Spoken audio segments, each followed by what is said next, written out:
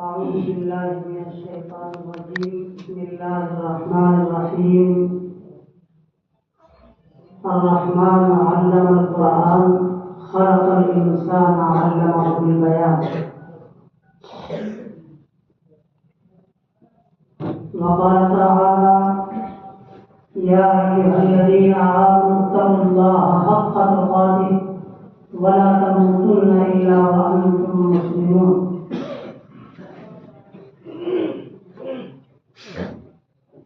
وقال النبي صلى الله تعالى عليه وسلم: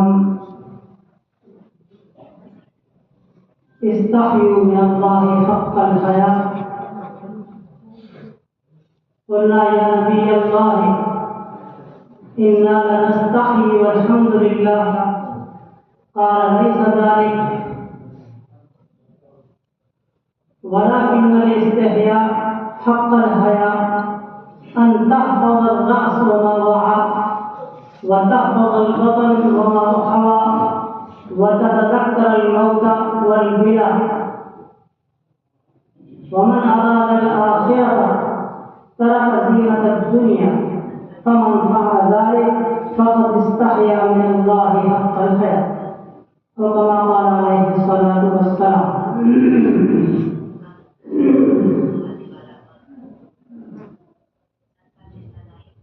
حضرت اقدس استاد الاساتذہ نمونہ اسلام عارف باللہ اور صدر باوقار، اسی طرح اسٹیج کی زینت بنے ہوئے آفتاب و مہتاب اور مقتدر حضرات، عزیز طلباء، سامعین کرام، بہتر تھا کہ کسی اچھے مقرر، شیریں بیان، صاحب فضل و کمال کو موقع دیا جاتا اور وہ آپ کے سامنے کچھ باتیں بیان کرتے، کچھ پند و نصائح ان کی زبانیں آپ سنتے تو بہت موزوں اور مناسب تھا. لیکن بڑوں کی طرف سے اشارہ اور محبین کا اصرار اور ان کا حکم، اس لیے الامر فوق العادت کے تحت آپ کے سامنے سما خراشی کے لیے حاضر ہو گیا. اس وقت آپ کے سامنے ایک تو انجمن اور طلبہ سے متعلق بات کہنی ہے، دوسری عام سامعین کے اعتبار سے مختصر بات کہنا مناسب سمجھتا ہوں.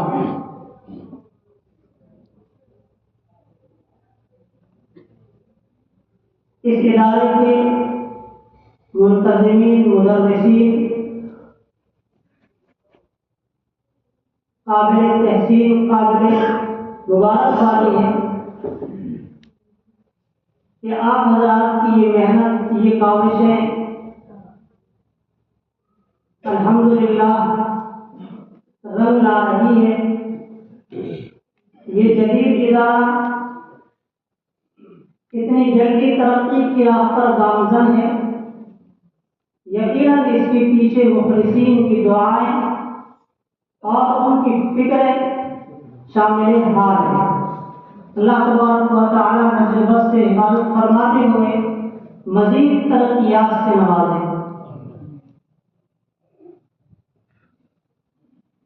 عزیز طلبہ، یہ جو آپ کا پروگرام ہے انجمن سے متعلق، آپ صرف یہ نہ سمجھیں کہ اس کا فائدہ صرف تقریر کی حد تک ہے، اسٹیج کی حد تک ہے اور اس کے علاوہ عام فائدہ نہیں ہے. ایسا نہیں.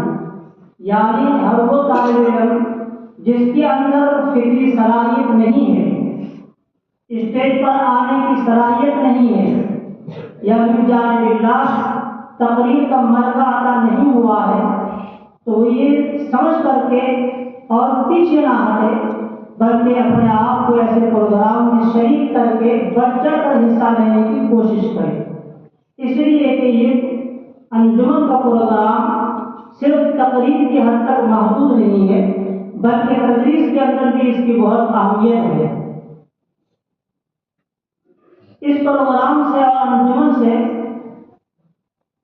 جہاں مقررین پیدا ہوتے ہیں اور خطیب امت کے سامنے آتے ہیں، اور خطیبوں کی مقررین کی جہاں اشد ضرورت ہے، اسی طرح کامیاب مدرسین بھی اسی اسٹیج سے تیار ہوتے ہیں۔ اصل میں اس اسٹیج کے ذریعے سے اپنے آپ ضمیر اور افہام و تفہیم کا طریقہ آتا ہے۔ تو اپنی بات عوام تک پہنچانی ہو کہ کتابوں کے اعتبار سے طلبہ کی ذہن نشین کرنی ہو، یہ دونوں فائدے اس انجمن میں ہیں۔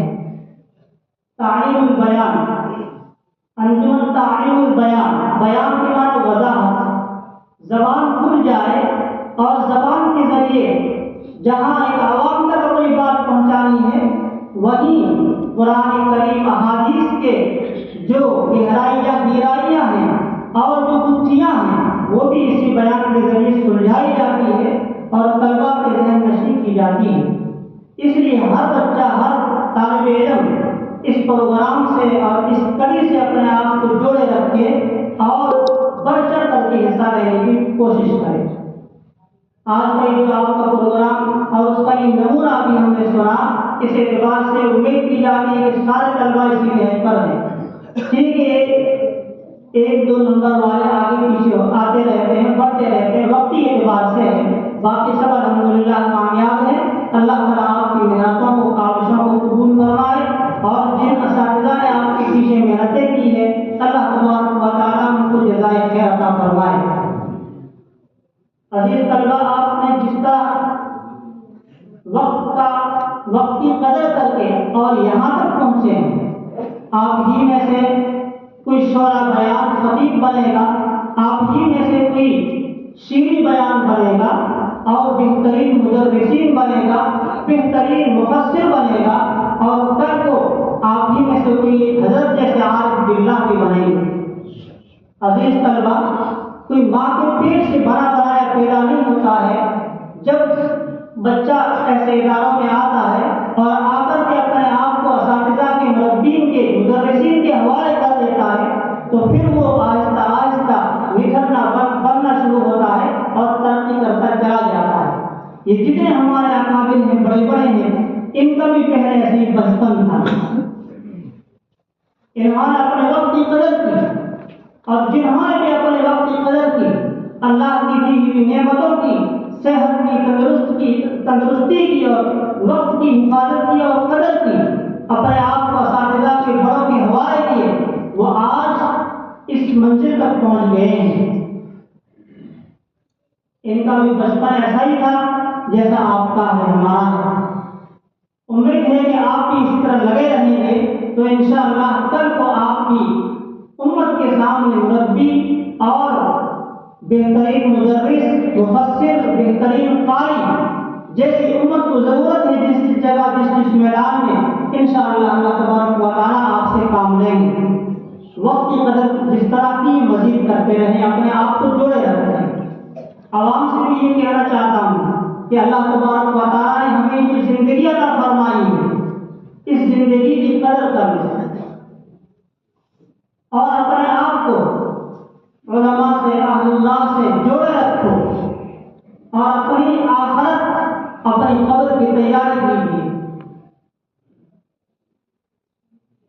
جو آیت کریمہ میں نے آپ کے سامنے تلاوت کی، اللہ تبارک و تعالیٰ فرما رہے ہیں، اے ایمان والو، اللہ تعالیٰ سے ڈرو جیسا کہ ڈرنے کا حق ہے۔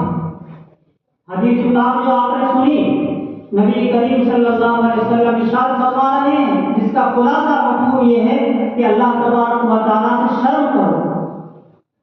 ایک انسان کو سوچنا چاہیے کہ جب ہم اپنے ماں باپ کے سامنے، اساتذہ کے سامنے، بڑوں کے سامنے کوئی غلط حرکت کرتے ہوئے شرماتے ہیں، بلکہ چھوٹوں کے سامنے، بچوں کے سامنے کوئی گناہ کرتے ہوئے ہمیں احساس ہوتا ہے تو اس ذات کا ہم وقت استحضار اور دھیان رکھیے کہ جو ہمیں ہر وقت جانتی ہے، ہمارے ایک ایک لمحے سے واقف ہے اور علیم بذات الصدور ہے، ہمارے دلوں میں کیا اور ہم کیا سوچ رہے ہیں، اپنی فکر سے لے کر کے اور اپنے عمل تک کو اللہ کا استحضار اور دھیان رکھ کر کے اور پھر آپ اپنی زندگی گزاریے۔ نبی علیہ الصلوۃ والسلام فرما رہے ہیں کہ اللہ سے شرم کیجیے۔ صحابہ کرام نے جواب دیا ہم اللہ سے شرماتے ہیں۔ فرمایا ایسا نہیں، جیسے شرمانے کا حق ہے ایسے شرمائیے۔ پھر نبی علیہ السلام خود فرما رہے ہیں کہ اے صحابہ اپنے سر کی حفاظت کیجیے اور سر کے آس پاس کے جو اعضاء ہیں، جو چیزیں ہیں، ان کی حفاظت کیجیے، اپنے پیٹ کی حفاظت کیجیے اور پیٹ کے آس پاس کی چیزوں کی حفاظت کیجیے اور موت کو اور موت کے بعد فنا ہونے کو یاد کیجیے، اور جو آخرت کا ارادہ رکھتا ہے وہ دنیا کے زیب و زینت کو چھوڑ دیتا ہے۔ جس نے ان پر عمل کیا اور اس طرح زندگی گزاری اس نے اللہ سے شرم کا حق ادا کیا۔ اب آدمی سوچے کہ اپنے سر کی حفاظت کرنی ہے، اس سلسلے میں اللہ سے شرمانا ہے۔ یہ سر، یہ دماغ جس قدرت نے ہمیں عطا فرمایا ہے، جس نے ایسی نعمت ہمیں عطا فرمائی ہے کہ ذرا سا اس کے اندر اگر فطور آ جائے، گڑبڑی آ جائے تو پھر نہ ہم کسی کو پہچان سکتے ہیں، نہ کوئی کام کر سکتے ہیں، نہ عبادت کر سکتے ہیں۔ جب اتنی بڑی نعمت ہمارے پاس میں ہے تو ہمیں چاہیے کہ اپنی فکروں کو پاک کریں، اپنے عقائد کو درست کریں۔ یہ سر صرف اللہ کے سامنے جھکے، غیر اللہ کے سامنے ہمارا سر نہ جھکے۔ اسی طرح مختصراً کہہ رہا ہوں، وقت کم ہے، سر کے آس پاس کی چیزیں، یہ نظر ہے، آنکھ ہے، کان ہے، زبان ہے، یہ خود چہرہ ہے، یہ ناک ہے، ایک ایک قیمتی چیز ہے، یہ ہمارے پاس میں ہماری نہیں ہے، یہ امانتیں ہیں۔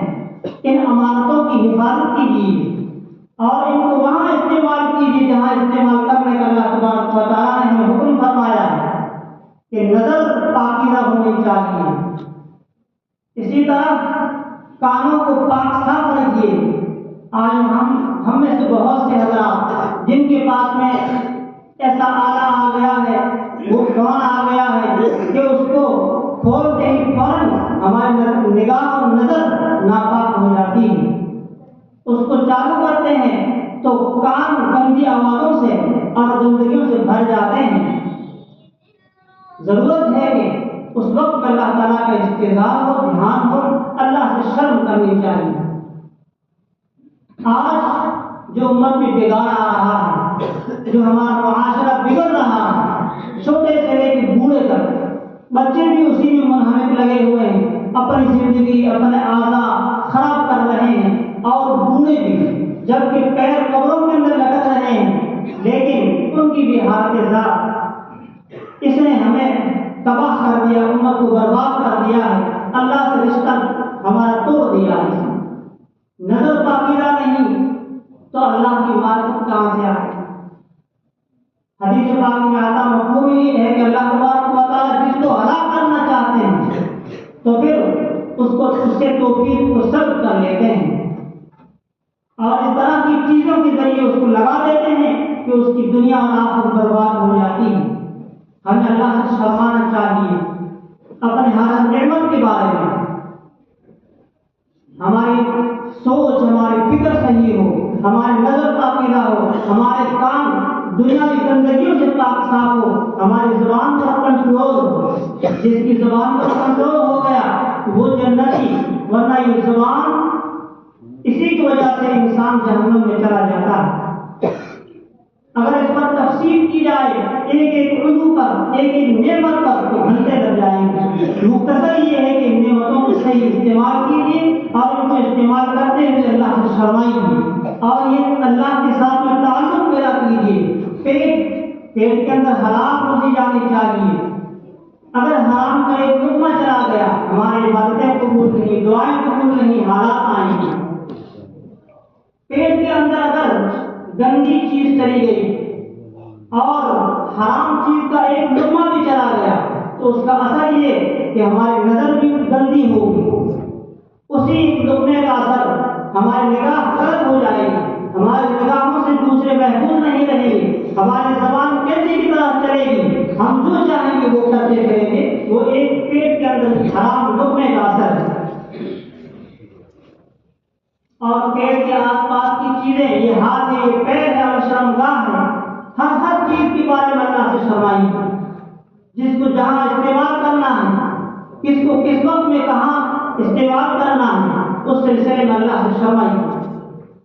اور اپنی اصلاح کی فکر کیجیے، اپنی اصلاح کی فکر کیجیے۔ اصلاح کوئی مشکل نہیں ہے، یوں دیکھا جائے تو بہت مشکل ہے، لیکن اصلاح کے لیے مختصر سا ایک راستہ ہے۔ حضرت صاحب رحمۃ اللہ علیہ کے خلیفہ حضرت مولانا عبدالحی عارفی رحمۃ اللہ علیہ فرماتے ہیں کہ پوری اس اصلاح نفس کا خلاصہ اور نچوڑ اور اس صوفیت کا مغز اور خلاصہ یہ ہے کہ انسان سستی کو چھوڑ دے، جس گناہ کا اس کے اندر خیال آئے ہمت کر کے اس گناہ کو چھوڑ دے، اور جس نیک کام کے بارے میں سستی آئے ہمت کر کے اس نیک کام کو کرنا۔ یہ تو ہی کام کرنے ہیں۔ جس گناہ کے لیے ہمارے اعلیٰ ہمارا نفس اور شیطان ہمیں آمادہ کرے فوراً ہمت چاہیے۔ ہمت کے بغیر کچھ کام نہیں ہوتا ہے۔ طلباء نے ہمت کی، اچھی تقریریں پیش کی، اچھا پروگرام پیش کیا، ہمت اور محنت ہی آدمی کو آگے بڑھاتی ہے، اس لیے ہمت دکھانی پڑے گی۔ اور جس نیک کام میں سستی آ رہی ہے، نماز میں سستی، تو ہمت کر کے نماز پڑھی۔ اسی سلسلے میں آج کی ہماری مجلس بھی ہے، حضرت مدثر لوگوں کی بات کہتی ہے، اور نگرانی میں حضرت کی عمر بن اللہ تبارک و تعالیٰ سے سلامتی قوت عافیت کے ساتھ میں برکت عطا فرمائے، اور تعدیر ان کا سایہ اور ان کا فیض ہمارے لیے، پورے علاقے کے لیے، امت کے لیے اللہ تعالیٰ قبول فرمائے۔ ہمیں یہاں بیٹھے ہوئے اور جیسے اکابر آ کر کے اپنی فیوز سے نوازتے ہیں، ہمیں ان کی قدر کرنی چاہیے اور ایسے پروگراموں میں آ کر کے شریک ہونا چاہیے، تب جا کر کے ہماری اصلاح ہوگی، تب ہمارے اعلیٰ جو ہے کنٹرول میں آئیں گے۔ قرآن کریم کا وعدہ ہے، یا ایھا الذین آمنوا اتقوا اللہ وکونوا مع الصادقین، اے ایمان والو اللہ سے ڈرو اور ایسے سچوں کے ساتھ میں رہو۔ ان کے ساتھ میں رہیں گے اور ایسوں کے ساتھ میں رہیں گے تو ہماری اصلاح ہوگی، اس کے بغیر بہت مشکل ہوگی۔ آج آپ آئے ہیں، آپ جب تک یہاں بیٹھے گناہوں سے بچے، آپ کے ذہنوں میں کیا کیا خیالات دوڑ رہے ہیں کہ ہم بھی اللہ والے بنے، آخرت کی فکر کریں، قبر کو بنائیں، اللہ کو راضی کر لیں۔ یہ اسی صحبت کا، اسی مجلس کا اثر ہے، اس لیے ان کو غنیمت جان کر کے اور ہمیشہ اس طرح کی مجالس میں شرکت کی جو ہے کوشش کریں۔ اللہ تبارک و تعالیٰ کہنے سے زیادہ ہم کی توفیق عطا فرمائے۔ Thanks for watching. Don't forget to like, comment, share and subscribe to Al Wahid channel.